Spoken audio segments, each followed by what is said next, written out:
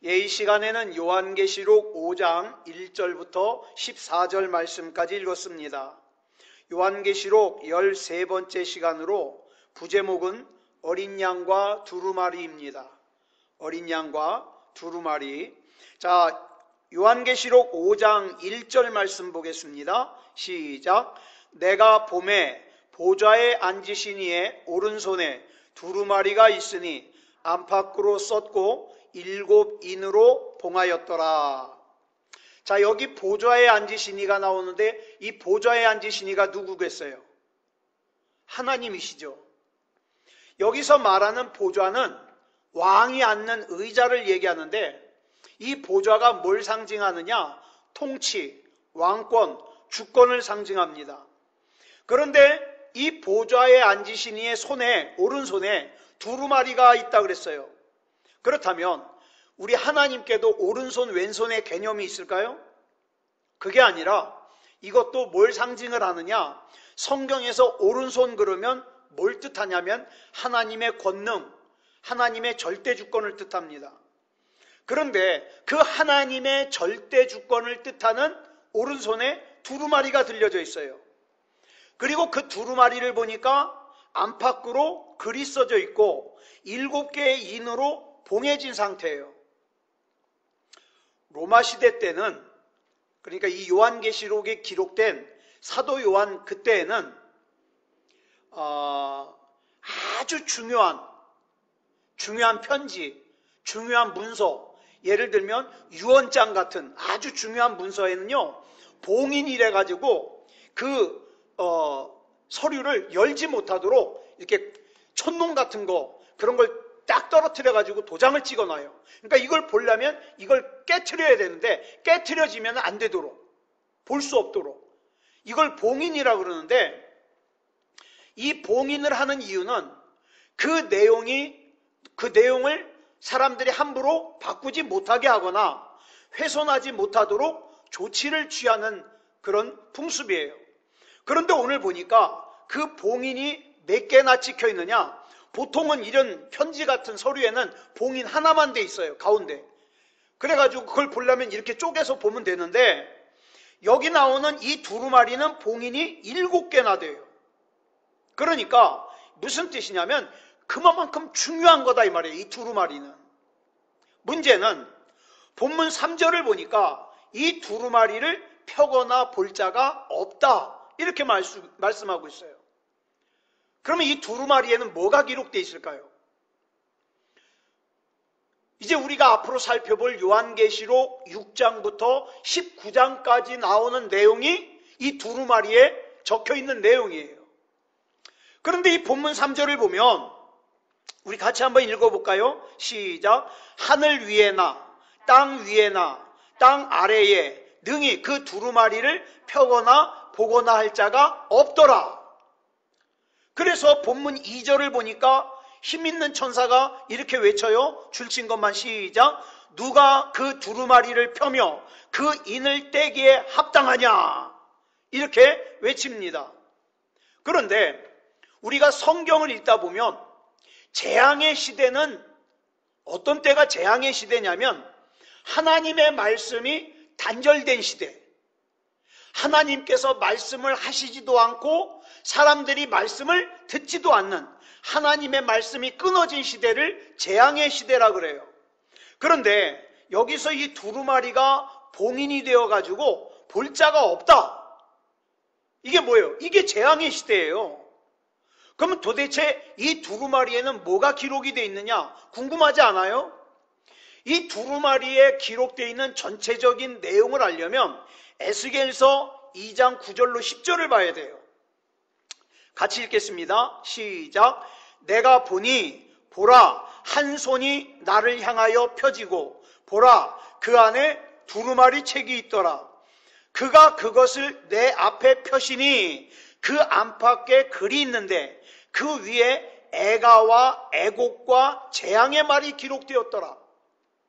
자, 그렇다면 우리가 방금 읽은 요한계시록 5장 1절에 나오는 하나님의 손에 들려져 있는 이 두루마리의 안팎에 적혀있는 글의 내용이 뭐냐? 애가, 애가는 뭐냐면 슬픈 노래예요. 애곡은 말대로 슬프게 곡하는 거예요. 그 다음에 재앙의 말, 이런 게 적혀 있다 그랬어요. 그러니까 이 하나님의 손에 들려져 있는 7개의 봉인이 되어 있는 이 두루마리가 펼쳐지면 무슨 일이 일어나느냐? 재앙이 일어나겠죠. 슬픔의 노래인 애가를 부르게 되겠죠.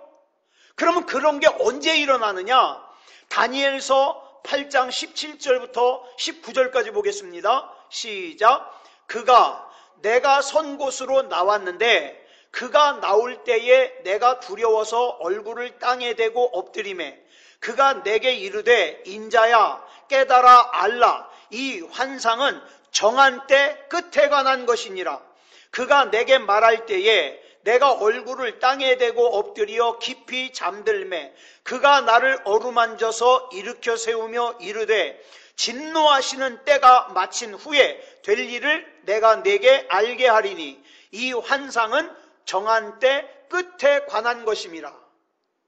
그렇다면 이 두루마리에 적혀있는 애가, 애곡, 재앙의 말은 언제 일어날 일들이냐? 정한 때 끝, 즉 우리가 흔히 말하는 세상의 종말에 일어날 일이에요. 자, 그러면 우리 다시 한번 우리 첫 시간에 드렸던 말씀을 우리가 다시 생각해 봐야 돼요. 종말이 언제라 그랬죠? 세상의 종말이? 저기 먼 훗날이에요? 아니요. 이 세상의 종말은 언제냐? 일반적으로 예수님께서 십자가를 지신 때로부터 예수님이 재림하실 때까지가 종말이에요. 그러니까 오늘 우리는 종말을 살고 있는 거예요. 자, 다니엘서 12장 4절 보겠습니다. 시작. 다니엘아 마지막 때까지 이 말을 간수하고 이 글을 봉함하라. 많은 사람이 빨리 왕래하며 지식이 더하리라. 자, 여기 보니까 하나님께서 다니엘에게 명하시기를 마지막 때까지 이 말을 간수하고 봉함하라 그랬어요. 그래가지고 다니엘에게 맡겨진 그 말씀이 언제까지 봉함이 됐느냐? 요한계시록 5장까지 봉함이 된 거예요. 그리고는 뜬금없이 다니엘서 12장 4절 끝에 뭐라 그랬어요? 많은 사람이 빨리 왕래하며 지식이 더하리라. 왜 뜬금없이 이 말씀을 기록했을까요? 마지막 때에 대표적인 특징이 이거라 이 말이에요. 빨리 왕래하며 또 지식이 더하는 것. 여러분 지금 세계에서 가장 빠른 비행기가 어떤 비행기냐면 미국의 로키드 마틴이라는 비행기 만드는 회사에서 만든 건데 SR-71이라는 비행기인데요. 블랙버드라는 검은새라는 이 비행기인데 이 비행기가 1시간에 시속 3,500km를 날아가요. 이게 그냥 우리가 시속 3,500km 그러면 어느 정도 속도인지가 피부에 와닿질 않는데 우리가 총을 쏘잖아요. 총을 쏘면 총알이 날아가는 속도가 약 3,240km예요. 시속. 그러니까 이 비행기가 총알보다 빠른 거죠. 이 비행기를 타면은 서울에서 부산까지 6분이면 간대요. 6분. 어마어마한 속도죠. 제가 예전에 우리 식구들하고 제주도를 갔을 때 제주도 공항에서 굉장히 놀라운 얘기를 제가 들었어요. 뭘 들었냐? 제주도에서 서울로 출퇴근하는 사람이 있대요. 대단하지 않아요? 아니, 서울 끝에서 서울 끝으로 출퇴근을 해도 대단한데 제주도에서 서울로 출퇴근을 해요. 그러니까 그 사람은 맨날 비행기를 타야 되잖아요. 그러니까 맨날 비행기로 출퇴근을 하니까 할인이 되는 거예요. 할인이. 대단한, 아주 굉장히 제가 놀랬던 기억이 있어요. 그리고 또 지식은 어때요? 지식은 인터넷이라고 하는 가상 공간에서 많은 지식이 공유되고 있어요. 저는요 궁금한 것만 있으면 네이버를 쳐봐요. 거기에 보면은 별게 다 있어요. 뭐 음식 만드는 법, 또 우리 이제 설교 준비하다가 단어가 막히면은 단어도 알려주죠. 별의별 지식이 거기 다 있어요. 자, 그러면 여기서 왜 이 글을 봉함하라 그랬을까요? 하나님께서. 사람이 빨리 왕래하며 세상의 지식을 더하느라고 바빠서 사람들이요, 하나님의 말씀을 깊이 묵상할 시간이 없어요. 예? 하나님의 말씀이 전파돼도 귀에 들어오질 않아요. 그러니까 더더욱이나 하나님의 말씀이 마음에 들어오질 않아요. 이런 상태를 뭐라 그러냐? 말씀이 봉함되어졌다 그러는 거예요.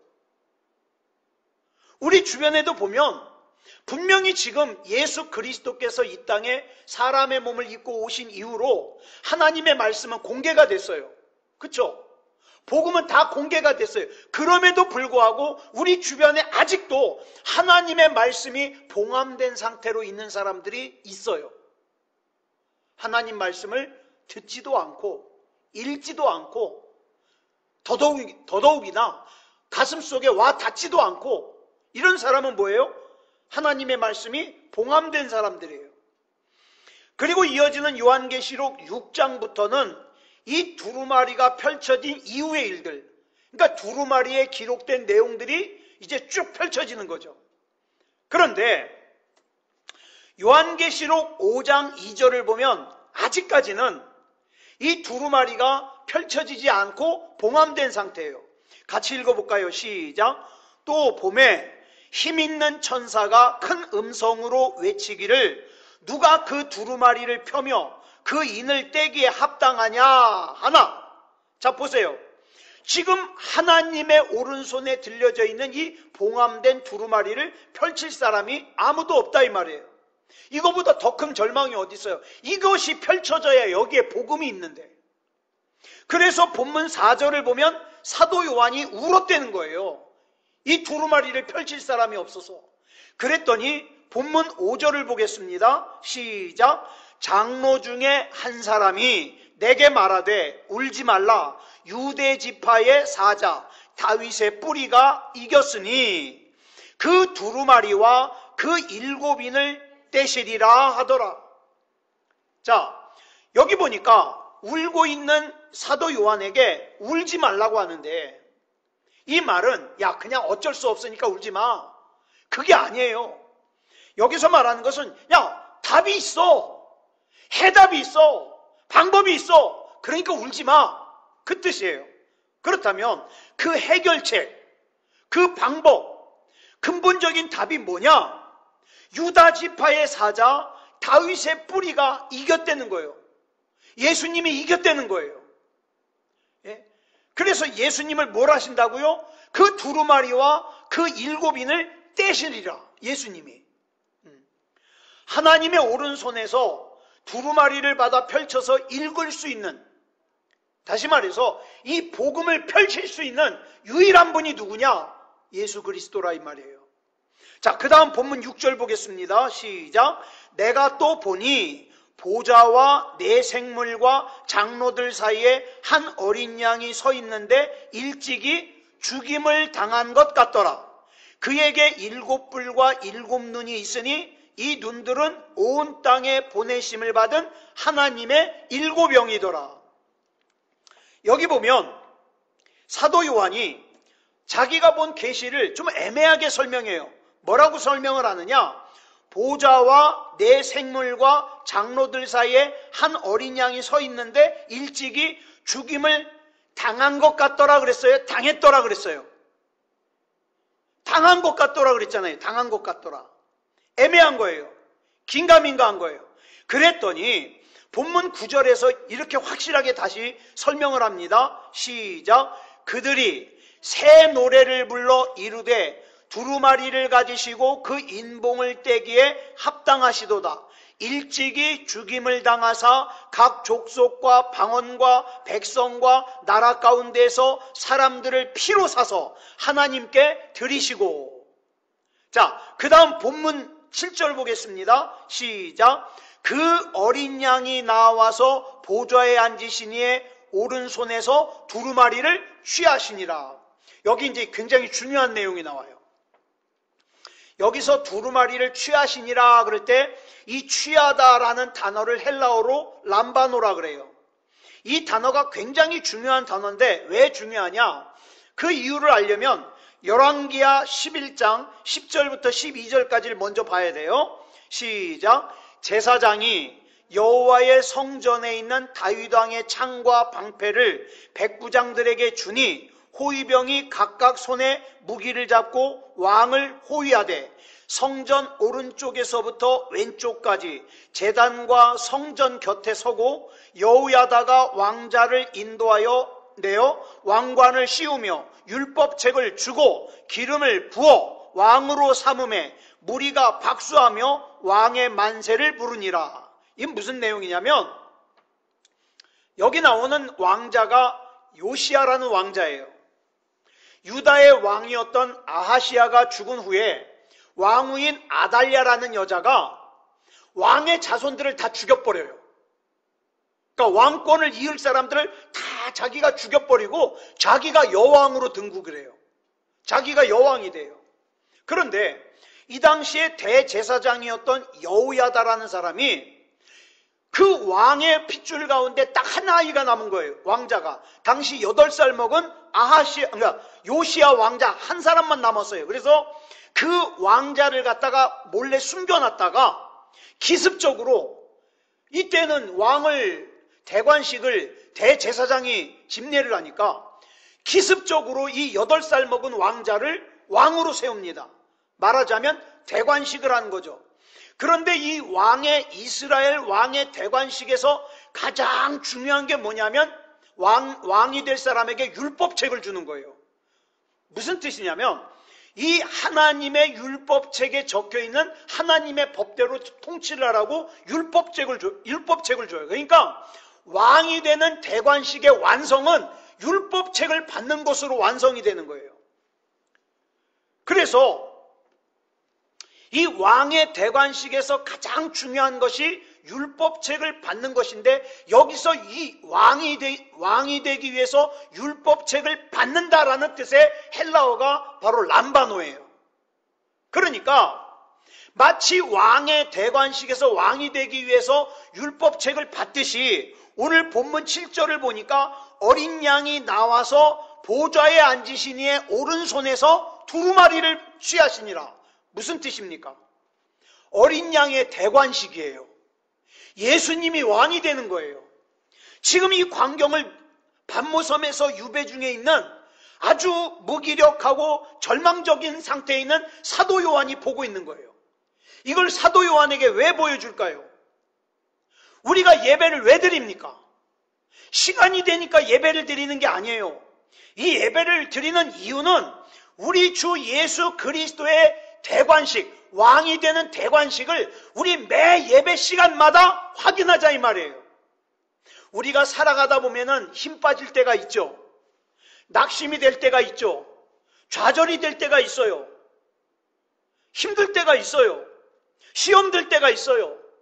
그럴 때 우리가 예배를 드리면서 예수 그리스도의 대관식을 보면서 하나님의 약속을 붙잡는 거예요. 이게 예배예요. 그래, 내가 믿는 우리 주님이 왕이시지.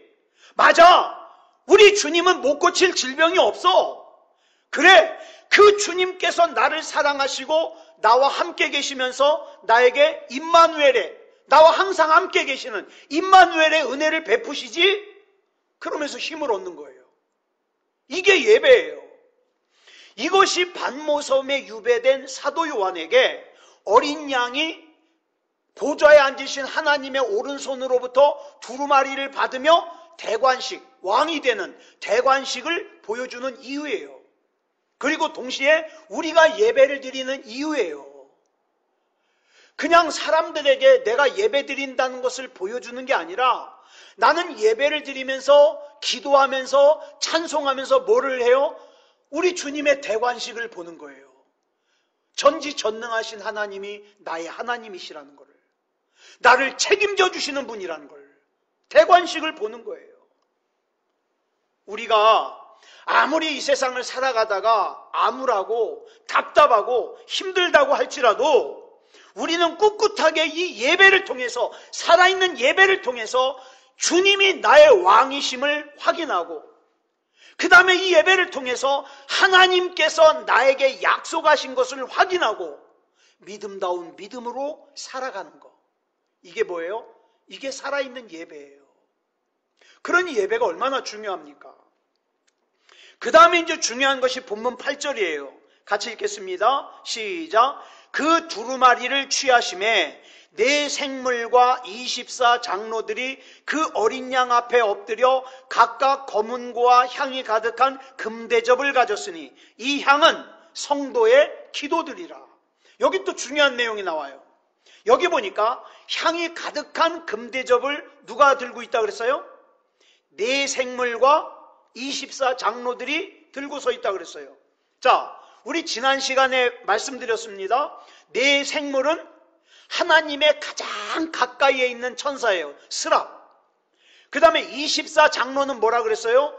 구약과 신약에서 구원받은 사람들. 그죠?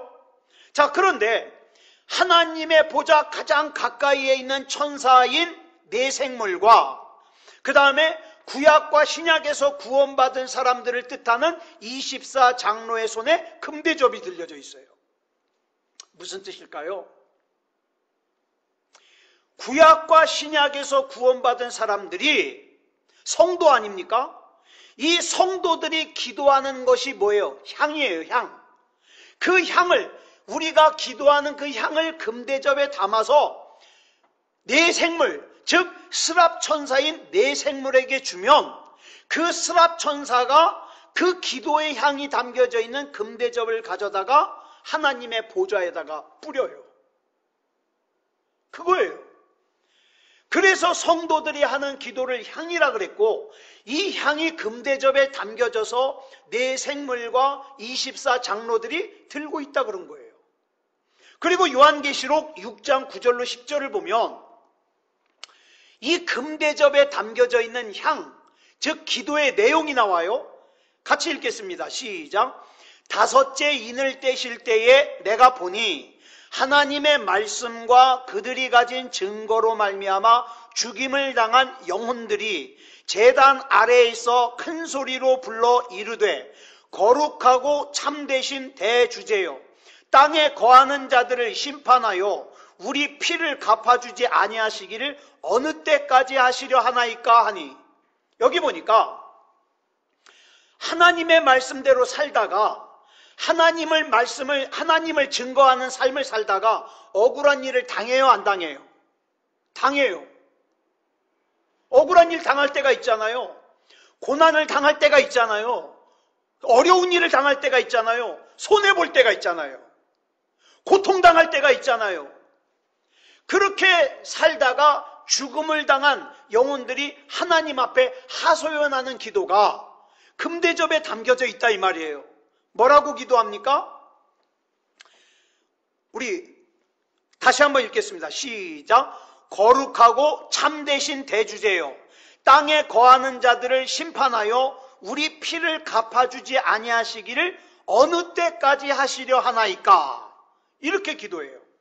이 말은 지금까지 이 성도들이 한 기도가 응답이 되었다는 말이에요? 아직 응답이 되지 않았다는 말이에요? 아직 응답이 되질 않았어요. 그런데 여기서 우리가 오해하면 안 되는 것이, 여기서 이 성도들이 피를 갚아달라 그러니까 우리 피를 갚아주지 아니하시기를 어느 때까지 하시려나이까? 그러니까 우리가 언뜻 들으면 이게 무슨 뜻 같아요? 내 원한을 갚아달라고 하는 것 같아요. 그거 아니에요. 여기서 나오는 헬라어로 심판을 뜻하는 단어가 크리노라는 단어인데, 이 심판은 원한을 갚는 심판이 아니라 누가 옳고 누가 그름을 판단해달라는 그 심판이 아니라 하나님의 공의, 하나님의 올바른 정의가 실현되게 해달라는 거예요. 즉 이런 거죠. 내 원수를 갚아주십시오, 이 기도가 아니라 하나님, 내가 억울한 일 당한 건 괜찮습니다. 내가 어려운 일 당한 것도 괜찮고요. 내가 누명 쓴 것도 괜찮고요. 내가 힘든 것도 괜찮아요. 그렇지만 나는 하나님의 공의가 이 땅에 실현되길 원합니다. 하나님의 정의가 이 땅에 실현되길 원합니다. 이런 기도예요.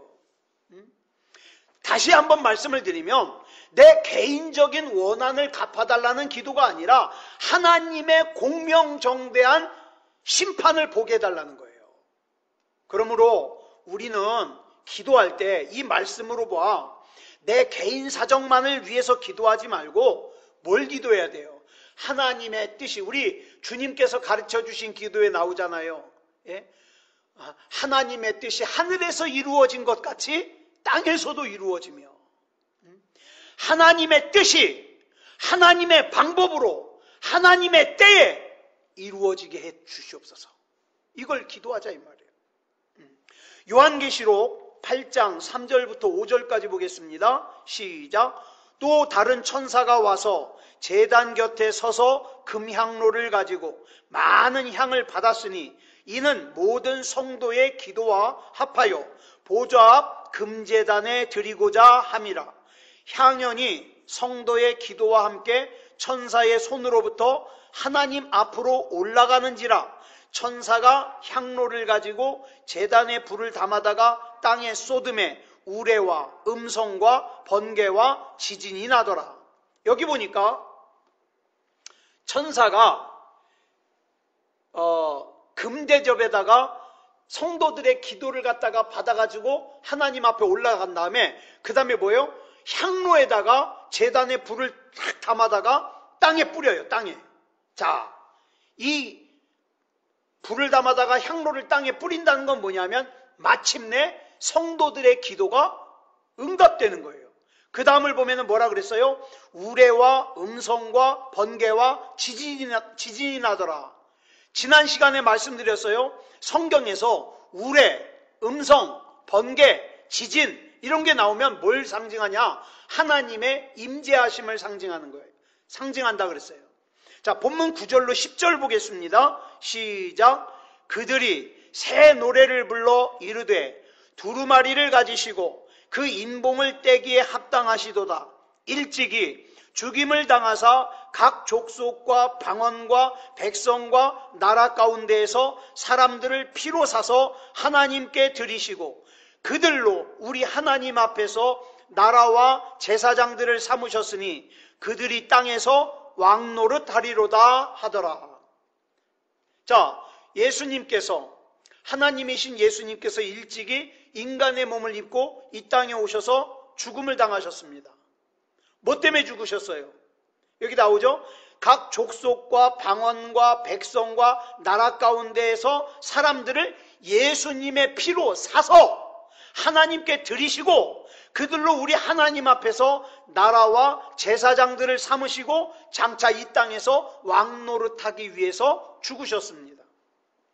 그런데 유대인들이 아직도 예수님을 하나님으로 인정을 안 해요. 유대인들이. 그 이유가 뭐냐? 예수님께서 고난을 받으시고 죽으셨기 때문에 그래요. 이런 거죠. 예수님이 진짜 하나님이라면 어떻게 고난을 당하고 죽을 수가 있냐는 거예요. 하나님인데. 그런데 여러분 잘 보세요. 예수님의 그 고난과 죽으심이 있었기 때문에 우리가 세 가지 중요한 은혜를 누릴 수가 있어요. 첫째는 그 예수님의 피로 우리를 사서 하나님께 드렸어요. 둘째로는 그 예수님의 피로 산 우리를 하나님 앞에서 하나님의 나라와 하나님의 제사장으로 삼았어요. 그 다음에 세 번째로는 그 예수님의 피로 산 우리들이 장차 이 땅에서 왕노릇할 거예요. 자, 그렇다면 우리가 장차 이 땅에서 왕노릇하기 위해서 필요한 게 뭐겠어요? 또 우리가 우리 하나님 앞에서 하나님의 나라와 제사장이 되기 위해서 필요한 게 뭐겠어요? 또한 죄의 노예였던 우리가 하나님께 드려지기 위해서 필요한 게 뭐겠어요?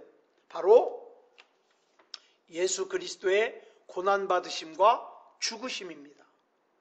그러니까 예수 그리스도의 고난받으심과 죽으심은 굉장히 중요한 의미가 있는 거죠. 이걸 지금 말하는 거예요. 자, 이제 본문 12절 보겠습니다. 시작. 큰 음성으로 이르되 죽임을 당하신 어린 양은 능력과 부와 지혜와 힘과 존귀와 영광과 찬송을 받으시기에 합당하도다 하더라. 자, 여기 보니까 아주 중요한 또 말씀이 나와요. 우리 주님께서 고난을 당하신 것은 능력이 없어서가 아니라는 거예요. 부와 지혜와 힘이 없었기 때문에 고난을 당한 게 아니라 이 말이에요.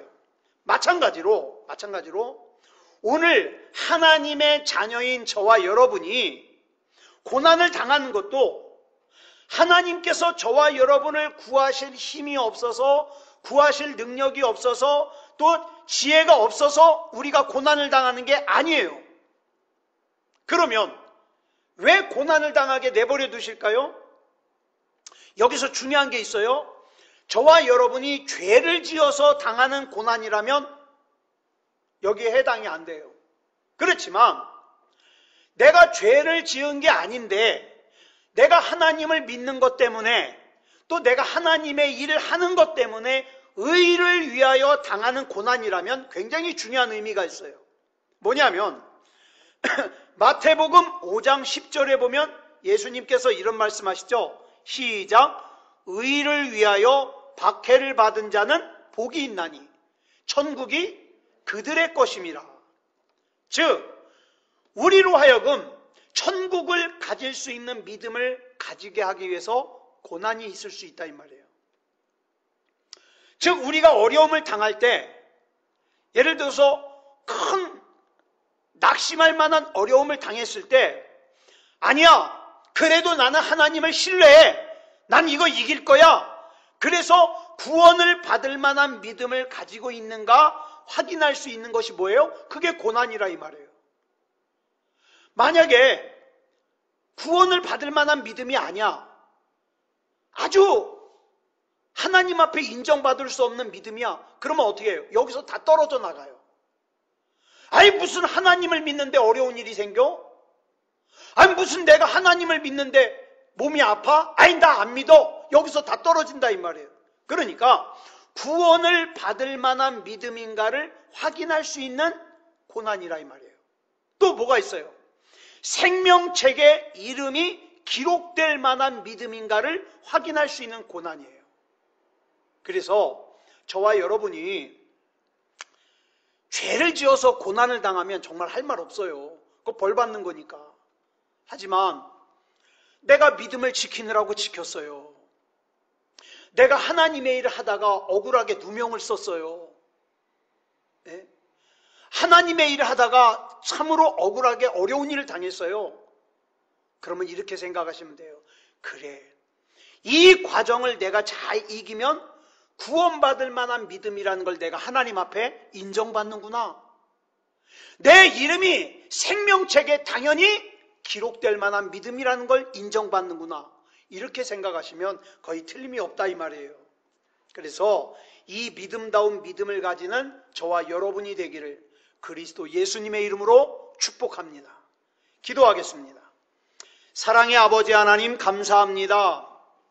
우리 하나님의 은혜 가운데 오늘도 요한계시록 5장의 말씀을 살펴볼 수 있음을 감사합니다. 사랑의 아버지 하나님, 우리의 믿음이 좋을 때도 힘들 때도 믿음다운 믿음이게 해 주시옵소서. 사랑의 아버지 하나님, 하나님께 인정받는 믿음이게 해 주시옵소서. 그리고 우리가 기도할 때 그저 내 사정만 해결해 달라고, 내 억울한 것 좀 풀어달라고, 내 답답한 것 좀 해결해 달라고 그런 것만 기도할 것이 아니라 하나님, 하나님의 정의가 이루어지게 해 주시옵소서. 하나님의 법과 하나님의 공의가 하나님의 때에 하나님의 방법으로 이루어지게 해 주시옵소서. 이걸 기도할 수 있는 우리에게 주시옵소서. 사랑의 아버지 하나님, 참으로 힘든 때를 우리가 살고 있지만 그러나 하나님을 바라보는 믿음으로, 하나님을 신뢰하는 믿음으로 이겨낼 수 있도록 인도해 주시옵소서. 모든 것을 우리 주님 앞에 맡겨드리오며 그리스도 예수님의 이름으로 간절히 기도드렸사옵나이다. 아멘.